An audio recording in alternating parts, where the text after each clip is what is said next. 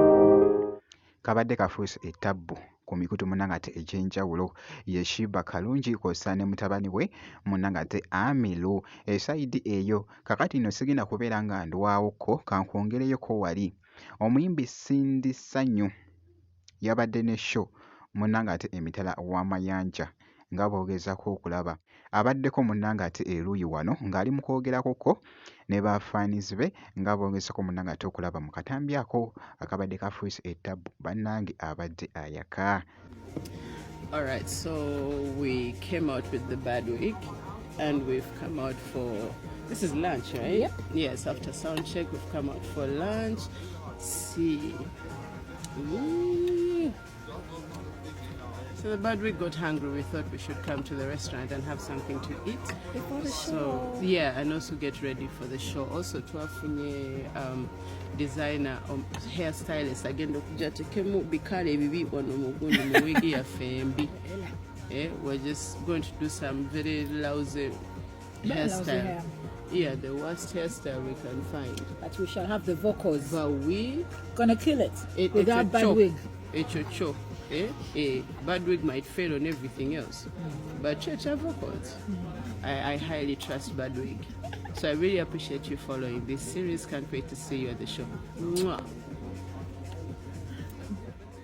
ye mwana munnange ate Cinderella wali wonna nga boogezako munnange ate okulaba akatambi ako sigera kubeera nga ndwawokko kankwongereyoko wali ku Spice Diana nga we nkutandisizza Spice Diana naye yeeyongere munnange ate okubeera ng'ayogeza abantu obwama bambi ayagala kye bayita abaana Spice Diana kakati nno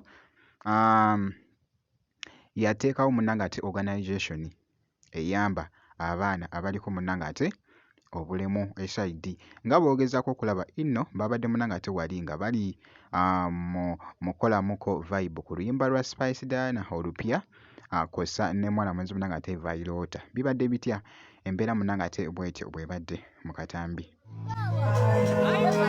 Uganda, you know, I only know like this.